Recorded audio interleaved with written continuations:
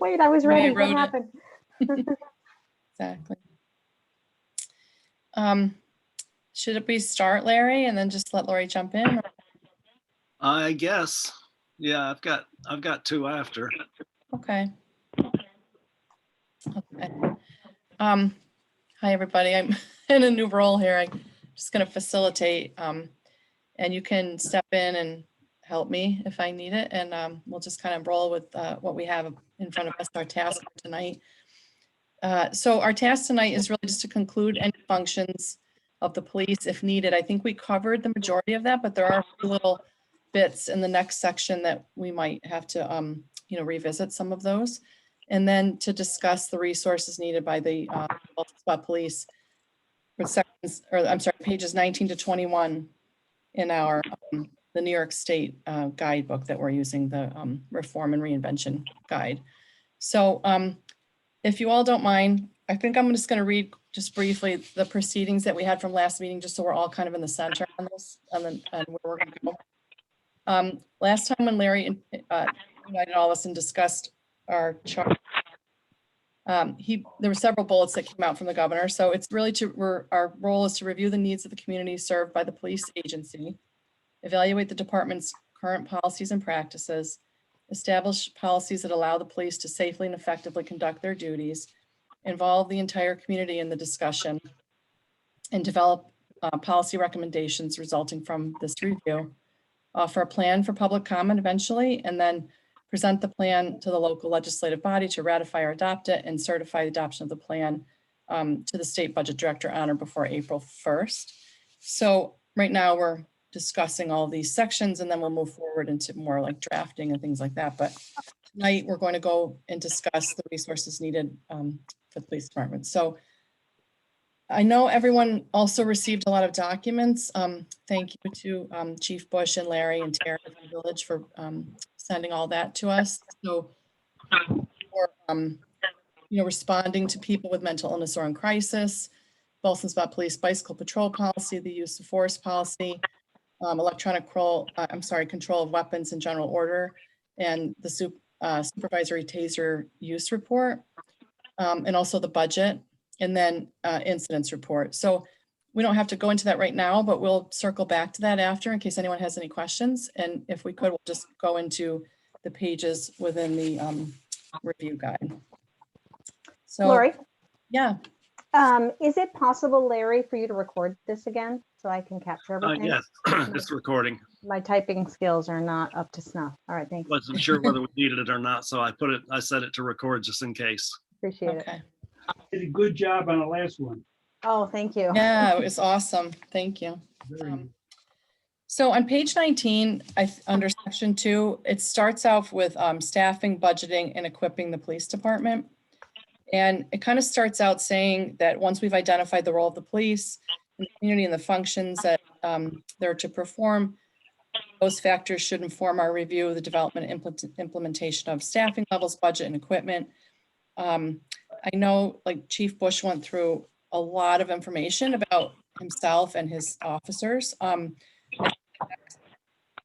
Set of questions is about, maybe you can help us with this, Chief, just to inform us, but it says, what are the staffing needs of the police department the community wants, and should components of the police department be civilianized? Can you talk about that a little bit? I know you have officers, you have yourself, obviously. Are there any civilians that serve in any capacity in aid of the police, like that are kind of formalized or not really?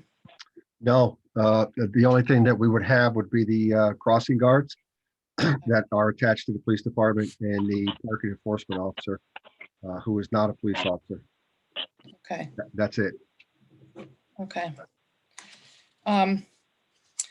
This paragraph goes on to talk about how some functions are performed by ununiformed officers, particularly functions that might involve interactions with citizens that don't call for arrest or potential use of force.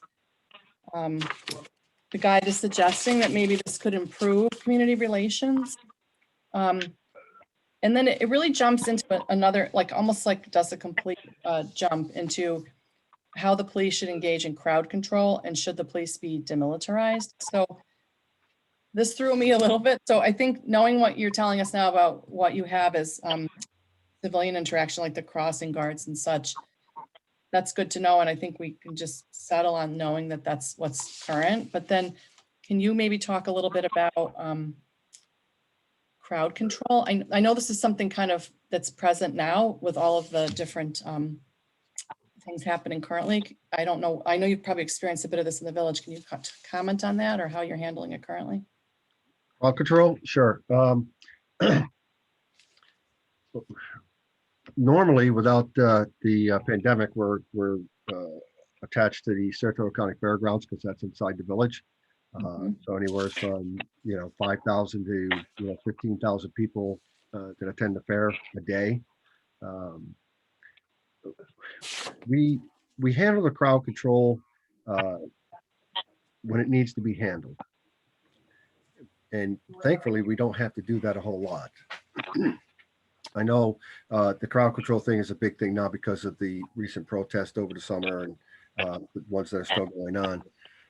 And I know the big talk is the demilitarization and the military surplus type gear that police agencies have. We have none of that.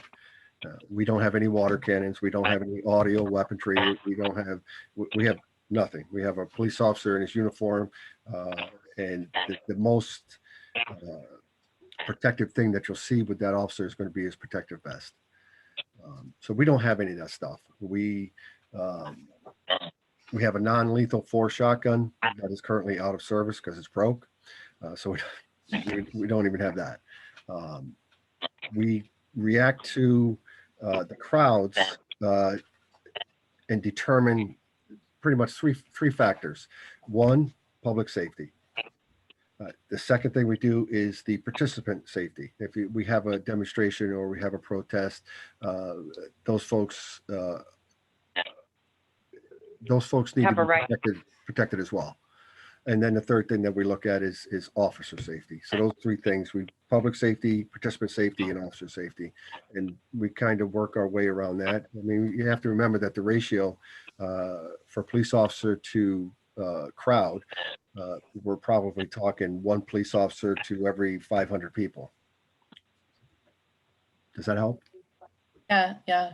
Well, more recently, we did have some, I don't know if you'd call them demonstrations, but gatherings downtown. And the police presence was there, but unobtrusive. And the crowd never evidenced the crowds. This is what we have two different events recently. The crowds never got unruly or did anything untoward, and the police never intervened, and it was all very smooth from my perspective. Yeah, in those situations, we just stand back. I mean, we're not there to participate. We're there for public safety, and that's it. So we stand back of the crowds, out of sight. And if something were to happen, then of course we'd have to do our job. But no, they were fine. Have you ever had to deal with any issues at the fairground area, like when they have Irish Fest or any like concerts or anything where things have ever gotten kind of out of hand? Or normally those events run really smooth, and any incidents up there would be isolated incidents that don't involve a large crowd. Probably the only thing I could think of would be the beer tent during the fair.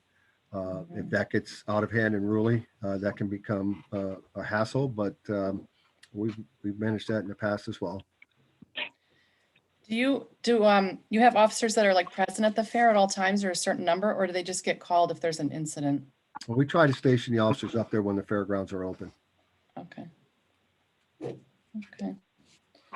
Lori, can Dave, Yeah, please. comment for a second? That I went to one of the Black Lives Matters demonstrations, I guess, over the summer, and was really impressed with the police presence there. I think tensions were pretty high and people didn't know what to expect. There were a lot of people there, and it was, right on Route 50. And so the traffic was going through, and, some people were honking horns in positive, supportive ways and other people in negative ways. But I thought the police presence was totally appropriate, walking up and down, friendly and supportive of the folks who just wanted to be out there to be seen. Dave, I just had a question going back to the fairground events. Those events usually have their own internal security too. Yeah, the fairgrounds hires, for the fair specifically, they hire an outside agency to perform security work. They work the gates, they work the crossing at on Prospect Street. Um, and they do what they can do, but they're not police officers. Right. They have no power of arrest. They have no power to detain. They have no power to use any type of force. So I yeah. believe we also have sheriff's deputies and state police at the fair as well. Both of those agencies have booths at the fair that they're manning. One of the problems that we run into is that especially with the sheriff's department booth, is that they'll staff it with correction officers and or dispatchers, given the false sense that they are police officers, and they are not. It's nice to have them there, I guess. We've never really relied on them or even included them in what we do on a daily basis there. One of the bullet points under this section says, does your community want to have the police officers trained in de-escalation techniques specifically designed to engage with protesters in large crowds? It sounds like you haven't really had any kind of major issues with the current protests and things of that nature, but I'm not sure entirely. I know your policies have to be updated. Do you see a need to include something specifically about this in your handbook or when you train? Absolutely. Yeah. Absolutely. De-escalation is, well, it's always been taught. It's taught at the police academy. There are, and I was going to get into this later here, but there's another section that we're coming up to that deals with training, but training is an ongoing thing, and it needs to be an ongoing thing. So Okay. the answer to your question, yes. Yeah, okay. Well, this section is rather small. So for tonight, we really only had to get through to page 21. So I'm going to suggest that maybe we circle back to see if anybody has any questions about the documents that came out, or any comments that they might want to share, or thoughts about what they read, and if any questions for Chief. If I could just state again what I stated in the statistics that I sent out. This has been a very unusual year, as everybody here can attest to. So I don't want to say that these statistics or these calls are not a reflection of what normally happens, but they're not. For a while there, during the first part of the COVID and the restrictions on travel and the restrictions on restaurants being closed and this and that, I don't want to say we were bored, but there wasn't a lot going on, so there wasn't really a lot to report on. That's very unusual. Yeah, I was just looking through some of the things we talked about, and it was hitting me again, the mental health calls that you had mentioned, they increased tenfold since COVID. Domestic violence, all the issues we talked about as being really key, and how that affects you now. So would you say, I'm just kind of curious on the mental health calls, what's normal if it's 10 times more, intense now? What would be normal? Like a number for a month? Yeah, or like if you're, would you say it's like half or even less than that normally? Like in a Probably half or less. Yeah, that'd be a Okay. good estimate. Okay.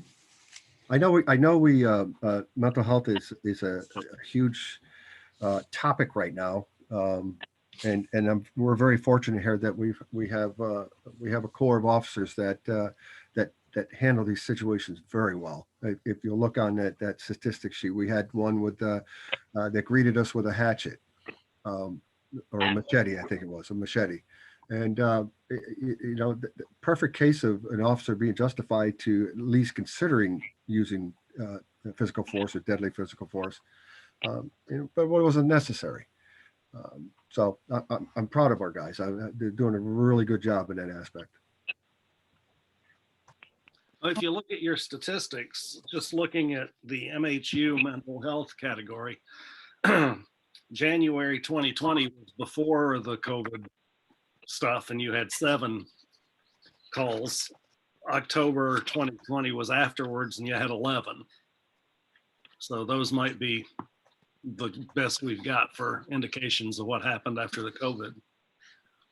Yeah, and the thing with mental health is it's reflective of what's going on in the community. It's reflective of what's going on in society. It's reflective of those long winter months have a huge effect on mental health. So all those things play a part. I mean, we could go through a month without one instance of mental health intervention, and then have a month with 12. Yeah. And I asked what these abbreviations mean, some of these acronyms. Thank you. Certainly. I assume VA is vehicular accident, but we've got PDM VAs and we got PIM VAs. Yes, property damage motor vehicle accident would be the PDMVA, Okay. and the PI would be personal injury motor vehicle accident. Okay. Okay.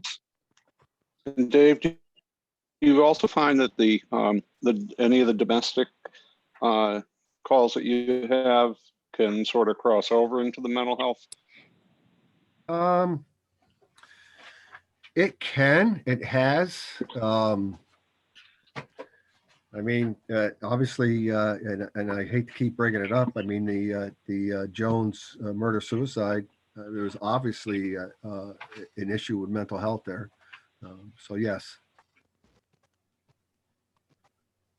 Can anybody speak to different models currently, and maybe Chief Bush, you know a lot about this, I'm not sure, but in different police departments where they may have someone that's a mental health professional that aids in crisis situations, where someone might need someone to talk to, or it's not like something of that nature. Like, is that effective? Is it happening? I'm guessing that it is changing across the country, but have you seen this? Have you considered it yourself, or Having an outside person like come with the police? yeah? Well, one of the problems with that is that these things happen like that. It's a spurred moment. I mean, it happens, and you have to go. You don't have time to wait. You don't have time to make a phone call. You have to go. Right. And the thing with these mental health issues, we have to make a determination on 2 things. Number one, is this person a danger to himself, or is this person a danger to somebody else? Mhm. If that person meets that criteria, and we have to make that decision very quickly, then we have to try to coax that person into receiving mental health care voluntarily.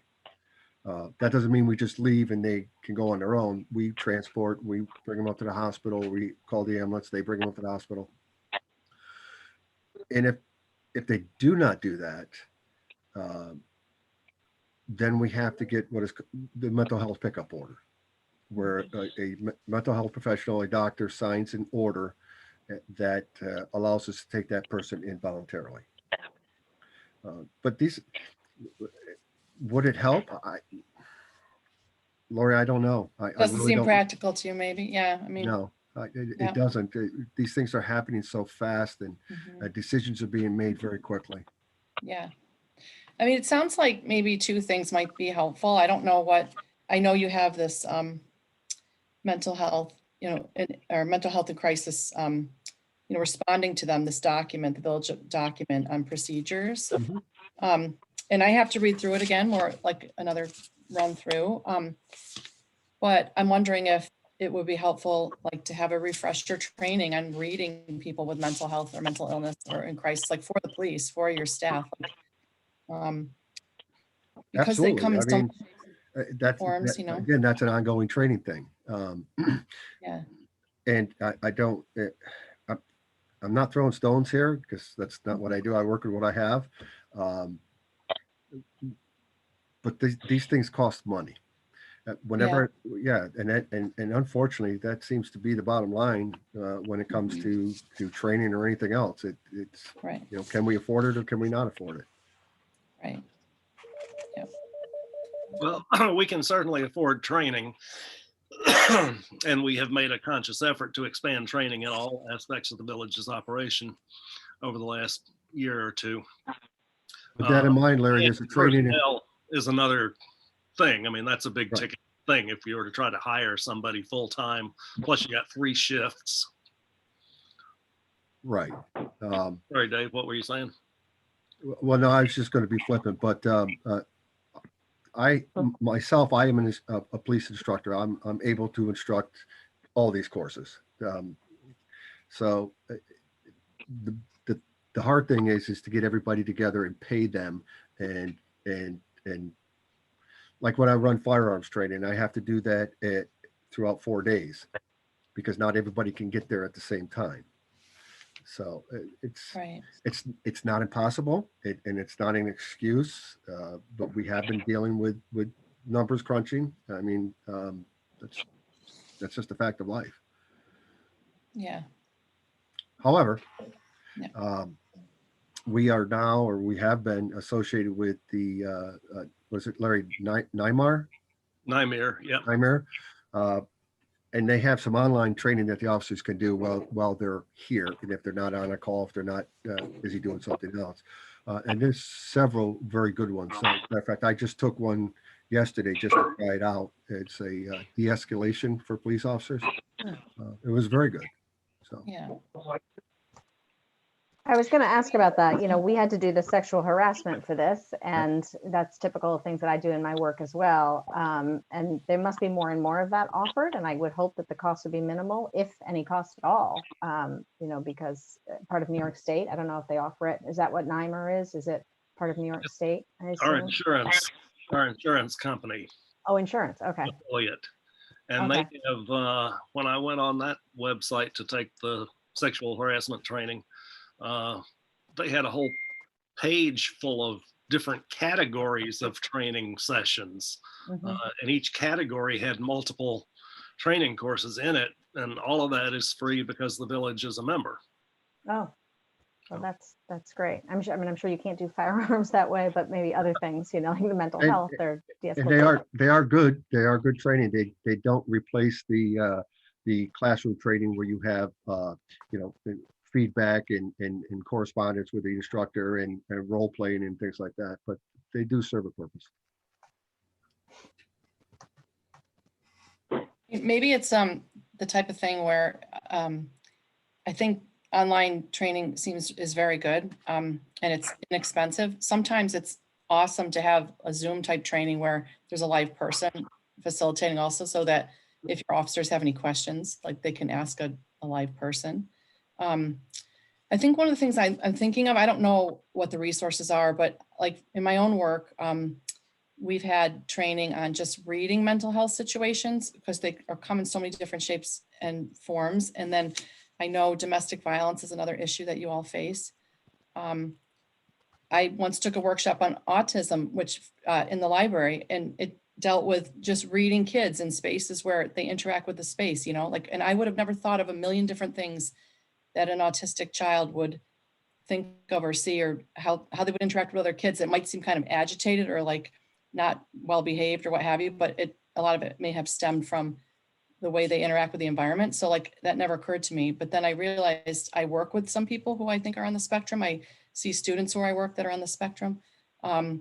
And anything that I get exposed to, I feel like for my own self is really helps me just read things. And when you have someone you can sound ideas off of or ask a question in a non-threatening environment, you know, if your officers feel comfortable, sometimes it's nice to be able to have a mental health professional say, yeah, you know what, you did the right thing, or this might be how you may read it next time, or there's only so much you can do and you have to do what you can do, and then that's enough, you know, or not. So it's just a thought that maybe we have to dig a little deeper to support you.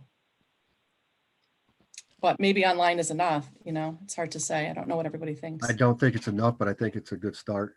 Yeah, of course. Yeah. Okay. Okay.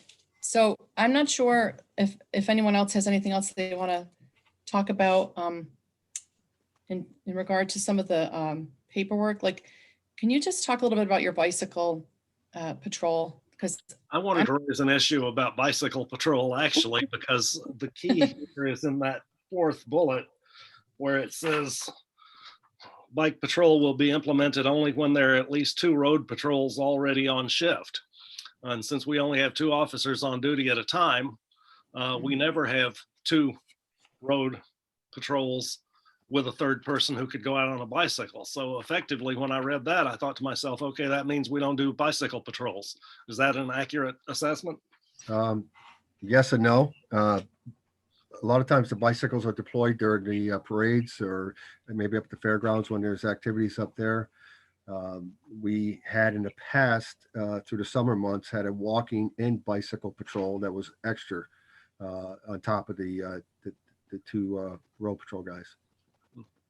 Because I would really like to see, as we've discussed before between the 2 of us, I would really like to see more on foot or on bicycle police presence, interacting with people, interacting with business owners, being more a part of the community. I was Absolutely. reading the 1993 master plan earlier this week, and one of the issues in there was this thing that keeps coming back over and over again about using the sheriff's office instead of a local police department to provide our police coverage. And I was thinking to myself, what is it? Because as you know, I support having a local police department. And I was thinking to myself, well, what is it about having a local police department that I think is important? And it is having people that you know and that know you and that know the community and that are community based and that are out there on the streets. And so to the extent that we can accomplish that, I would think that's what we as a small village are looking for by virtue of having our own police department. I can, oh, I'm sorry. I don't want to interrupt. Go ahead. Oh, yeah, you want me to? So I know like my kids right now are 13 and 15, but growing up, they were always so thrilled to have like a police officer drive by and see them with their helmet on, riding their bikes and, stopping and introducing themselves and saying, oh, good job riding wearing your helmet when you're riding your bike, and reinforcing, like just having their presence of, around the community was really, really left, like a memorable, positive influence on them, so that's a good thing. That's something, that maybe isn't is so much available now because things are, because we're cut back so much, but it was like really nice. And it's such a great thing. My 15-year-old remembers, remember when I was 4 and I was riding my bike and I had my helmet on and I was down at the corner and, and somebody like stopped and I thought I was in trouble, but no, they just wanted to say hi and say thanks, good job wearing your helmet. So it is out there, and they do, they do remember it, and they do recognize it. So Yeah, thanks. It does make a difference. I was looking at the budget a while ago, right before this meeting, because I was thinking, if you're going to try to do that, if you're going to try to have police officers who know the community and the community who knows police officers, that would really be enhanced by having a larger full-time force instead of having so many part-time. Right now we got 3 full-time and 15 or so part-time. So the part-timers are never going to be in a situation where they know the community as well, are known by the community members as well as the potential for full-time people to do that. So I was looking at the relative costs of part-time and full-time, which I always assume is why we have so many part-time and so few full-time. The hourly salaries are roughly equivalent. So there are really only 2 differences that I could see by looking at the budget. And one is overtime. Full-time people get overtime if they work any extra shifts. Part-time people don't. And benefits. And as a municipality, our benefits packages tend to be fairly rich compared to the private sector. So I would estimate, based on the multipliers that we've been using in the office to do other calculations, that benefits probably add up to about $25,000 or $30,000 per full-time person. So that's the real difference. If you want a full-time person instead of a part-time person, it's essentially going to cost you $30,000 in benefits, which are not shown on that budget summary that I sent around. So I think that's the cost of switching to a more full-time police presence. Larry, what does that amount to for the average homeowner in our village per year on their taxes? To say you were to add one more full-time person. Well, 1% on our tax is about $15,000. So if we spend $15,000, taxes go up 1%. So if you're gonna hire another full-time guy and $30,000 worth of benefits, that's essentially 2%. Okay, thank you. Do all of the part-timers work around the same amount of hours, or does it vary a lot, or? We have some officers that will work up to 20, 25 hours a week, and I have a few officers that work one shift a week. Okay. Yeah, we got 80s. This is a year, 80 hours a year, 200 hours a year, 500 hours a year. 675 is, oh, there's an 800. So it's variable. Looks like a lot of them are 300 and a lot of them are 500 or 600. We have currently we have three part-time officers that had retired from the force and came back and are working part-time, which is a great asset for us. Yeah. We also employ 3 sheriff's deputies part-time. And of course, because of their schedule, they're limited by what they can work and how many hours they can work here. So it varies. Yeah, having the retirees is kind of like the best of both worlds because they know the community and are known by the community by virtue of having been employed here full-time for years. Yep, and all 3 of them grew up in the village and have been there their whole life, so it makes a huge difference. Yeah. Okay. But I don't know if the committee wants to think about issues like that in terms of writing reports, whether the committee is going to decide that it feels that stuff like that is important and it wants to make recommendations along those lines. That's why I pulled together that summary information, because I thought the committee might want to consider it. It'd be nice to have more police officers, but this village is really should be commended for the job that they're doing with the limited resources that they do have. Yep. And you made the point last time, Joe, about how important the contact with the police had been in your experience. And that's exactly the sort of thing I'm talking about, that and Kelly's kids. It's Even in the chief's report, when he talks about that the one policeman who takes time out to bring coffee to a 101-year-old lady. yeah, And sits down and spends some time. That's saying something. it is. Yeah, she has since passed on, but she was one of our frequent 911 callers. She would call and request a specific officer and a specific coffee with specific ingredients. But she was very sweet. Starting tomorrow, I'm going to try that. I like mine light and sweet. That's fantastic. Now, in Governor Cuomo's program, would the state police or the sheriff's department have to go through this also, or just the local police? I know the sheriff is. I don't know about the state. Probably. Well, each municipality is doing on whatever level that the county employs county sheriff. So the county government is doing the exact same thing with the sheriff's department. The state police are doing the same thing with the state, the state folks. City of Albany's doing it. City of Schenectady's doing it. Whoever. If you have a police department in your municipality, they have to go through. They have to have a committee and do what we're doing here. I just ask a quick question about, so all of the policy documents that were sent to us, Larry, is the committee supposed to have an active role in revamping or helping to update any of those, or does that fall on like the chief and his department? Or I know that we're supposed to make recommendations or work together to come up with recommendations for policy and procedure updates, maybe, or a refresh. But what about those actual documents? Yeah, I would think, I mean, I'm just shooting from the hip here. Mhm. But I would think that the committee could make recommendations to the chief about how these documents might be revised or about changes that you think they ought to have.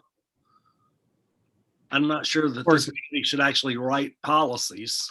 Yeah, Right, no, for example, the use of force policy, yeah. that not only needs to be changed, it has to be changed. Mhm. Just due to what's come out over the past year. There are things now that they weren't acceptable, that were used, that can't be used anymore. You can't place a knee on the back of the head. You cannot use a chokehold. You cannot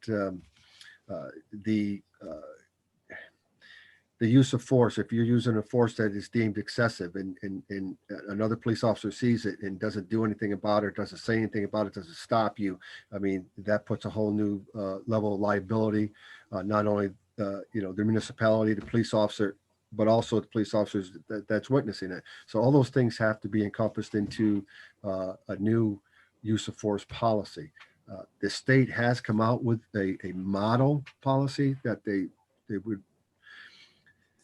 They're not telling us to use it, but they're telling us to model our policies after that. And that's what we're in the process of doing. And did As that, far as use of that force, didn't go out to this group, did it? that did not. Would the group like it? I would. Yeah, I think it'd be interesting. I mean, is your deadline similar to this group's, like April, or not really? Or is there a certain deadline for that update? Yeah, it's basically now. Oh, okay, yeah. Yeah, because when the legislative branch makes that new thing a law, Mhm. we have to incorporate it right away. There is no time frame. Okay. And then I'm guessing your mental health one is good, right? I That's think up to date. 2018. Yes. Yeah. Okay. Okay. Are these, a very logistical recommendation, but have these all been saved electronically? It looked like they were saved in different formats and files, Mhm. and they were scanned and brought over. So, that would just be a very simple thing that we could help with, if that makes any sense. Yeah, we're probably talking when all is said and done. I mean, when a police department has a policies and procedures manual, that policy and procedure covers everything from how you dress yourself to how you drive a police car, to how you interview, to when you take a break and how you're supposed to act while you're on a break. They're very detailed. They're supposed to be very detailed. Which is a protection for the officer and the municipality. But I think I mentioned last time on our first meeting here that there was a time frame when there just wasn't any policy and procedure, nothing, absolutely nothing. And so we're pretty much starting from scratch. And again, I do have all the required stuff to get it going, except for the time, and Yeah. and that's being fixed very shortly.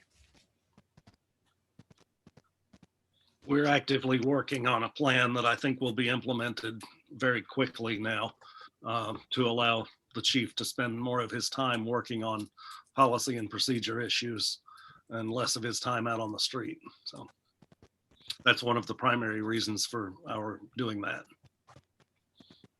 Great.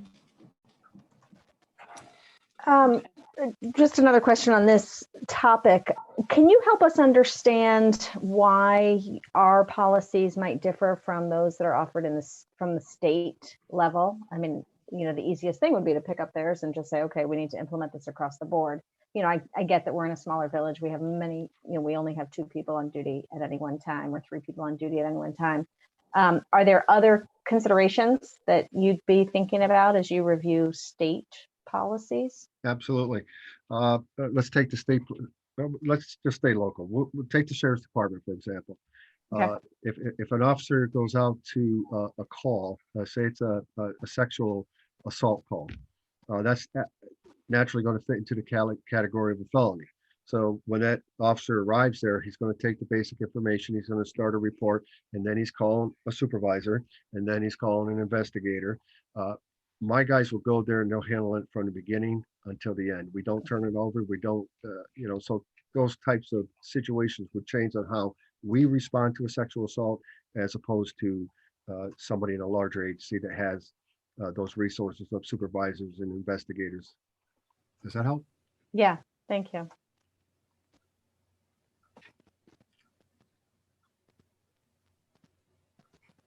Okay. I think we covered a lot of what we were supposed to be tasked with tonight. I think we have a lot of good information about the department's reactionary work, what they have to respond to. It's good to know that the policy and procedure documents are going to be updated and shared in probably around the same time frame now and into the spring. I think one thing that seems kind of big with this group and what the state is pushing for is this community connection and improvements in successful outcomes for how, as a group, maybe we can think of suggestions that are helpful to the police department and helpful to the community, based on current times and just in general to build a stronger relationship. So maybe that's something we really need to think about from all of our perspectives and share, So one of the things I'll bring up is I was recently on a library board meeting and I talked with that group about what we had talked about last time about maybe doing some kind of a community meeting on Zoom or something that's sponsored by the library, but maybe some of the police officers can attend on Zoom, depending on how it's structured. Hard to say. This might be down the road a little bit, but bringing in people that can give the community advice about where to go if they have a crisis, a mental health crisis or domestic abuse crisis, or even someone that's drug addicted. Hotlines, tips, whatever, just like general information that's connected to anyone that lives in the village. And then they have a good positive connection with the police department, the library, getting information, helping each other, fellow citizens, community members, things like that. They were very excited about it. They thought it would be great, the board members for the library. So, we could always try it and see how it goes. And I always feel like if it helps 5 people or 10 people, it was worth doing it, and it's free. So, That's an excellent idea. success. I used to do talks for the business association on preventing robberies, preventing burglaries, what happens if you get held up, those types of things. And Yeah. they're very well received. It's just getting the people to come to me and say they want it. Yeah. I mean, that's super helpful too. It could even be a little like a tag on or a piece of that program. One of the things that always strikes me about these kinds of connections is how little we know. Like even listening to you talk about what your officers deal with or what you all deal with and what's predominant in the village, just living in the village, you just don't have a sense for that necessarily because you just don't see it. You don't see the data, And so it's really helpful. And it gives you a bigger understanding of the community that we live in. And I think our community is not dealing with everything that maybe people are on a national level either. Not to the same degree, which. Right. We always say that we handle everything anybody else does, just on a smaller scale. Yeah. And Susanna, you got a good look at our home. I did. I got a tour the other day. Rather humble place to call home. Obviously, they're making the most of the space, but there's not much of it.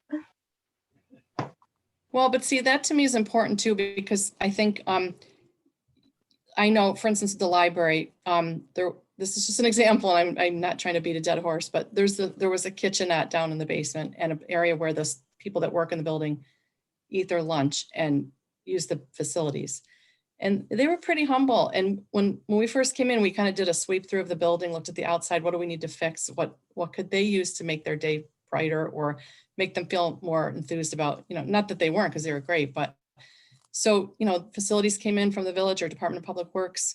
They rehabbed a little bit, their countertops took out some ancient appliances that were probably from the 50s.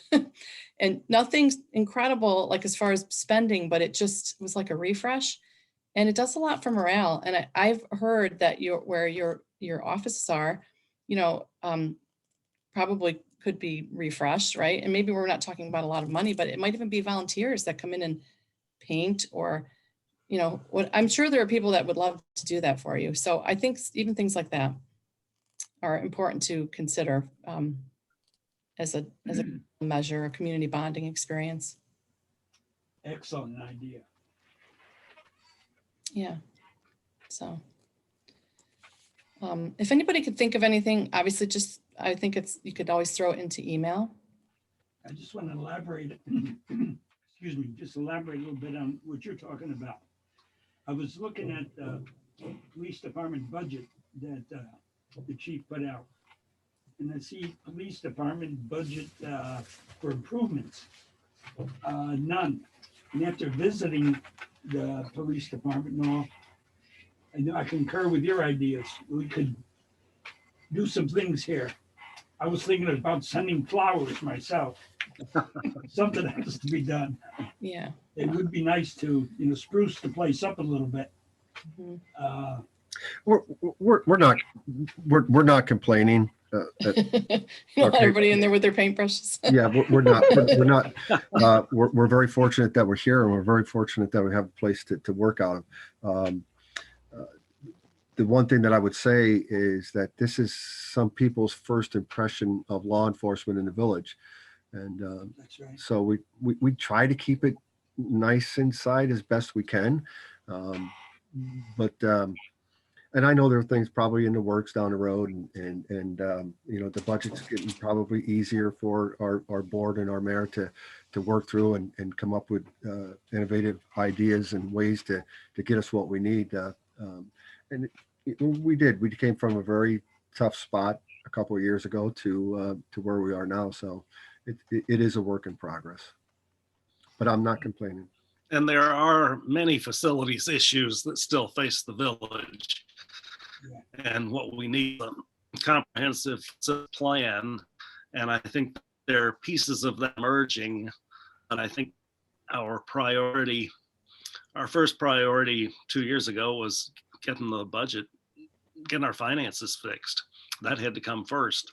And now we are starting to look at facilities, and there are some ideas. One of the reasons we haven't been more aggressive about doing something at the police building is uncertainty about whether that building is part of our long-term plan for the village's facilities. And you don't want to spend a lot of time and money and effort on a facility that you're just going to sell and somebody else is going to completely renovate anyway. So I think the facilities piece is very much on the minds of the board members. Can I just raise one other issue, Lori, that you may or may not have been thinking about for this meeting?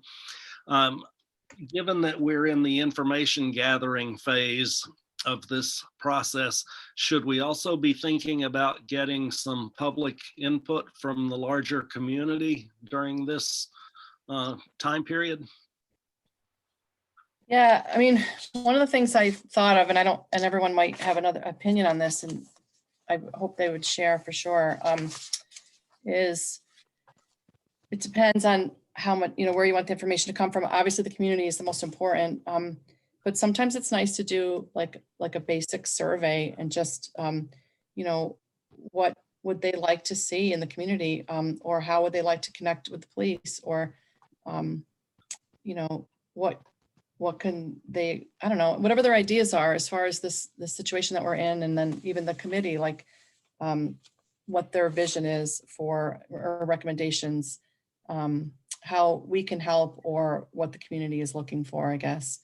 I don't know if I'm wording it correctly, but it could be as simple as a survey to see what the temperature is out there, what people are thinking and feeling. I think it's a great idea. For any of us with kids, we've had several surveys already this year. And I think it does help to take the temperature of folks out there and better understand, at least give them an opportunity to respond to something, an opportunity to answer a combination of, multiple choice and open-ended questions to invite comment. And, maybe we could try to find one or two ways to do it. I don't know if we have an email address list or how that would be done, or if we do it. I don't know the logistics of it, but I think it seems like a really good starting point. And also to share the information, to let the village know that we're doing this and we're part of the New York State effort. I know, I can't remember what exactly the title was, but Larry, I think the village board sent out a link when they were trying to get feedback on what people value about living in the village, what they would love, what they'd like to have, what they envision. It's like a questionnaire. I remember taking it and seeing it on Facebook, something like that, where. Yeah, that was our economic development plan. And we did that. We posted it online that people could download or print and fill out. We put stacks of paper copies around it, some of the businesses downtown. We had it on Facebook and we got over 400 replies. Yeah, I mean, it could be a combination of maybe questions that the committee has, and then maybe Chief Bush or your staff have things they might want to know and have the opportunity to find out through a survey. I'm not sure. Maybe it could be a combination of things. It's up to, I don't know. This is just an idea, but the hard thing would be if you get like 400 responses, then you have to put that data all together, and make it however that is going to work. And one of the important aspects of this, the committee that the governor is looking for is public input. So Yeah, it whether we would be do that easy. through a survey or we do that through inviting people on to, what we're doing now, one way or another, I think it has to get done. Yeah. It would be a pretty efficient way to do it, to get a lot of input. I would recommend that we keep it pretty short. I think that Yeah. economic development one was rather lengthy. I think I might have petered out halfway through. But if we can keep it to 5 to 10 questions, and let people do it quickly, and they can be verbose if they want to, but they don't have to be, something that they could do quickly, and then it would be a little easier to compile the results too. Yeah, we could try to keep it really simple. Mhm. So it's not, so that it works, Yeah. Yeah. All right. It's just something to think about, maybe for the next time we talk, or, ongoing the next couple months. But we probably have to do it pretty quickly, right? So Yeah, I would think. Okay. maybe we could draft it offline over the next couple of weeks. Yeah, and have it ready for the next meeting. Yeah. Okay. Well, 'cause We might want to put together a public Zoom as well. Advertise it. Anybody who's got anything they want to say about the police, we've got a committee and here's the meeting time. And I guess we could publish the meeting ID and the password and take our chances on who we get. I'll be absent on that part. I saw But it on then we Facebook take this that- week. Yeah. We could take that information and like kind of like maybe like take what's pertinent to the committee, what the goals of the committee are, and use those in like our final draft. So. Okay. I guess I would say, so maybe once the minutes come out and people have a little time to digest this meeting, feel free to send anything to me in email about any questions that are on the top of your mind.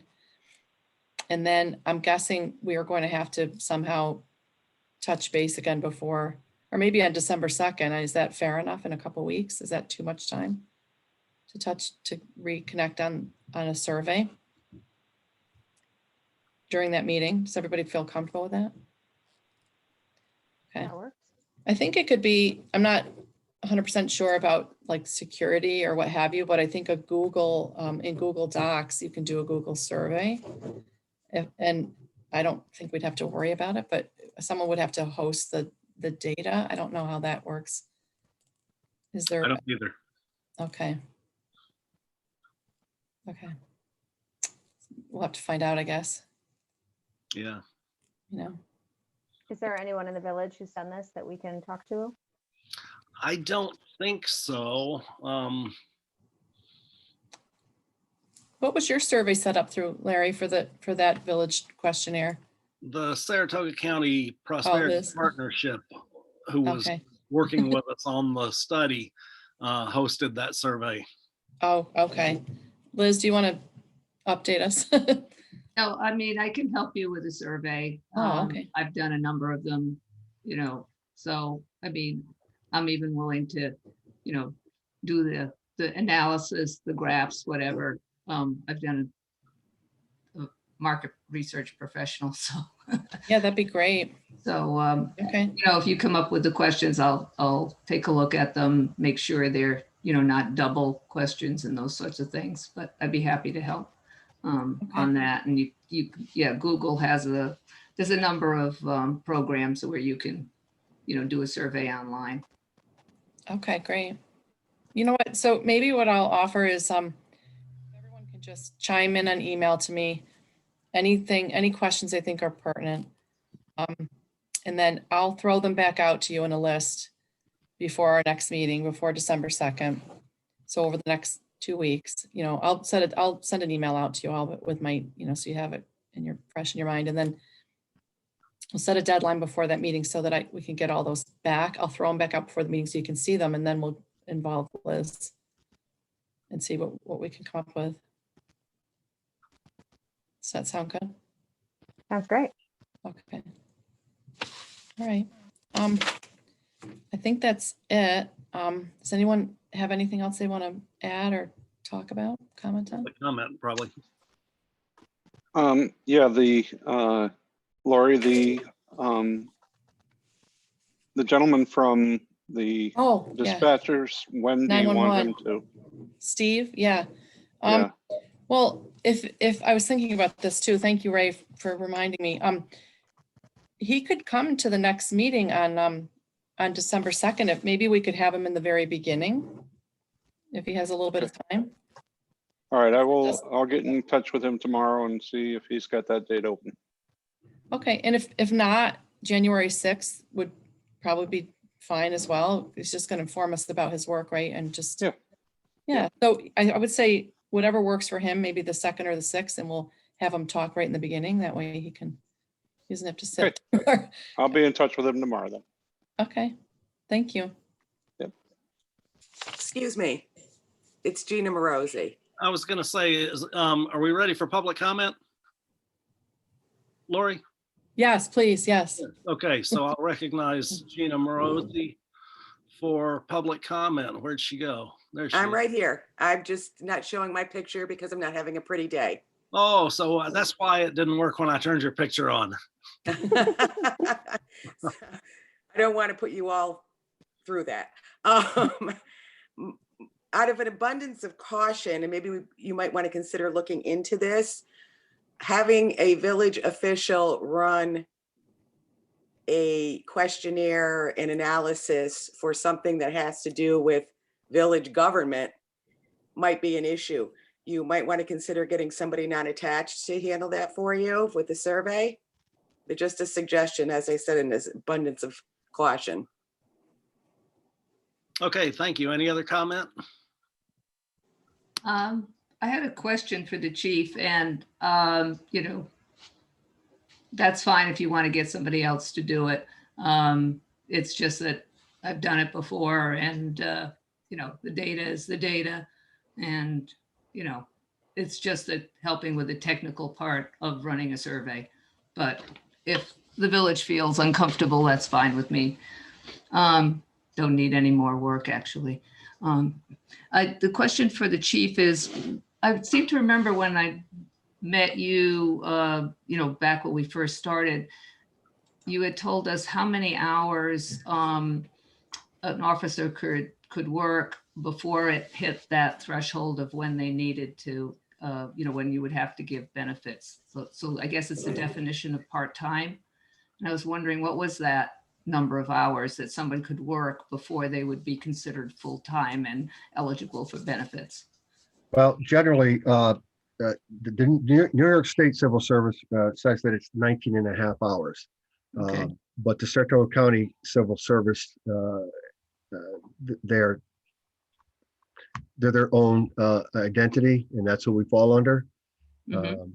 So we can go up to 32 hours, but we can't do that on a continuous basis. We can't do that week after week after week after week. Oh, okay. Uh, Is there like an annual number or something that you? No. No, Okay, it goes by pay period or weekly, since we're all right. weekly. There are certain circumstances when I'm going to have to require one of my part-time guys that, if they're able to work 40 or 40 more hours a week. And that's fine on an emergency basis or on a necessity basis. But generally, anything 32 hours a week continuously for 6 months or more would consider that person full-time. We don't run into that problem, thankfully. I was just wondering if it was possible to, is it because of recruiting or whatever? Because, it seems like we have an awful lot of police officers. Could that number be reduced by increasing the hours? Or is it that you just can't get folks to do, more than one shift? Well, I mean, the thing with part-time, we could have 50 because you're only paying them when they work. It's not like they're receiving any type of benefit or anything.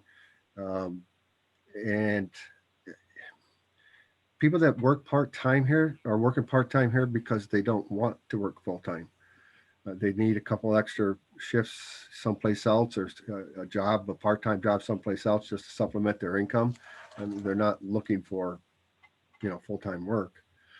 Does that answer your question, Liz? No, I was just thinking from the standpoint of Larry's point about community policing, and, if we had fewer officers, that did more than, one shift a week, they would be known, by the community. I remember you saying it was also a problem if someone was on a case, they wouldn't be back until the next shift that they did the next week. And then, that was hard to get the Right. continuity. Right. That is, that does come up every now and then. But I give my officers the chance to, if they pick up a case, to work that case to its entirety.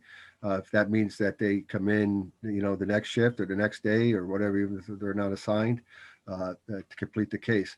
Now, what I do also is if we do pick up a case that needs to be worked and that officer is a part-time officer and he can't work it, I will reassign that to somebody who can work it and get it done. Mhm. Okay, is there any other public comment tonight? Then we'll close the public comment. Thanks to Liz and Gina for joining us tonight. And it's all you, Lori. I won't do the public comment next time, but I wasn't sure if you knew how to do it or not. No, thank you. I would have missed that one, so I appreciate it. No, I think we're good. I mean, the only thing I'd like to bring up, just to reach back out to Gina, is when you mentioned that potentially, I guess, I think what I took from your comment was that a village official perhaps should not do the analysis of the questionnaire. Is that what your sense is, Gina? Sorry, had to unmute. Well, I just felt that it's a village official analyzing data and checking questions regarding village officials. I just think that it might be crossing over, and it's just out of an abundance of caution. You might want to get somebody that's not affiliated with village government or village police to do that analysis and set that up for you. Okay, yeah. That's where I was going with that. Does that make sense? Yeah, absolutely. Yeah, thank you. Okay.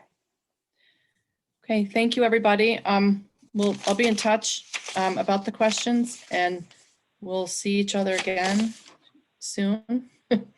and have a good rest of the week. Thank you. Good night, everyone. Good night. Good night. Okay.